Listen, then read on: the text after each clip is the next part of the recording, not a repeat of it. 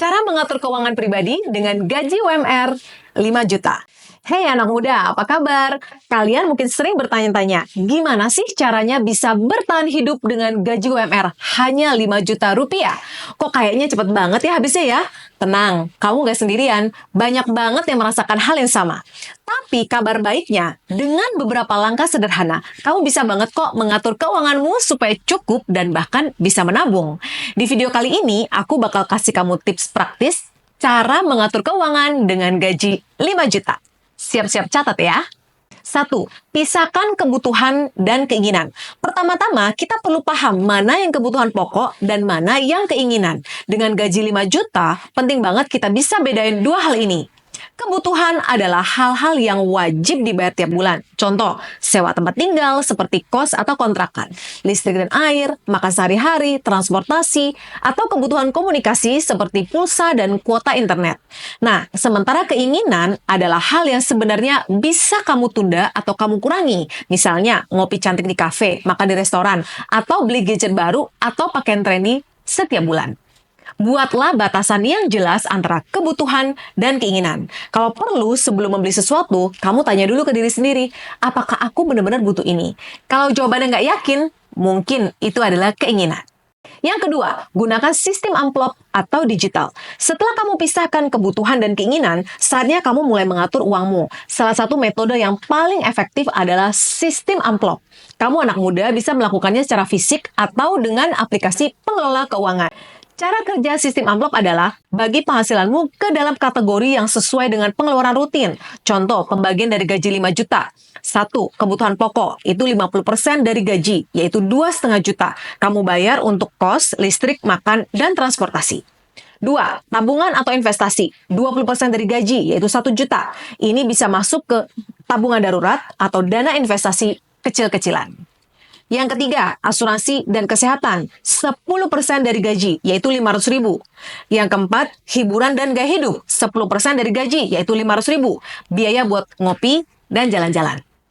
Berikutnya, dana darurat, 10% dari gaji, 500.000. Jika ada hal mendadak seperti kecelakaan atau kebutuhan medis yang tidak terduga, kamu sudah punya dana darurat.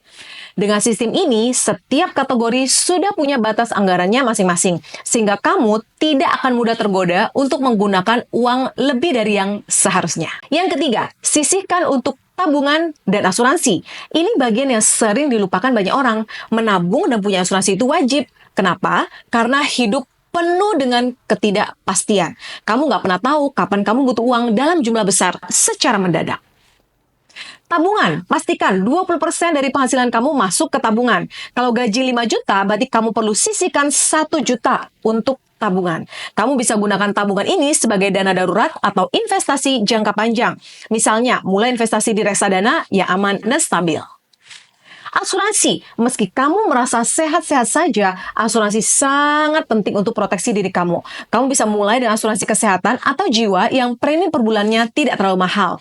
Dengan menyisihkan 500.000, kamu sudah bisa punya perlindungan yang cukup dan akan sangat membantu jika ada kejadian tak terduga seperti sakit atau kecelakaan.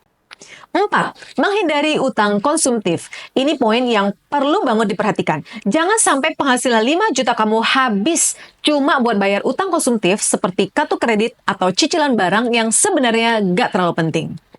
Nah, ini ada tips untuk menghindari utang konsumtif. Selalu tanya pada diri sendiri sebelum membeli sesuatu, apakah aku benar-benar butuh barang ini sekarang?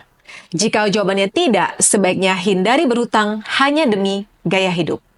Membatasi penggunaan kartu kredit untuk hanya hal-hal penting dan tidak membeli barang secara cicilan kecuali benar-benar dibutuhkan akan membantu kamu menjaga kesehatan keuangan. Yang kelima, disiplin dan rutin evaluasi. Mengatur keuangan dengan gaji 5 juta sebenarnya bukan hal yang sulit kalau kamu disiplin. Tapi ingat, kamu juga harus rutin melakukan evaluasi bulanan. Cek kembali catatan pengeluaranmu setiap akhir bulan. Lihat apakah ada kategori yang melebihi anggaran atau kamu harus bisa menghemat di beberapa pos. Hal ini bisa membantu kamu menjadi lebih bijak dalam mengelola keuangan di bulan-bulan berikutnya.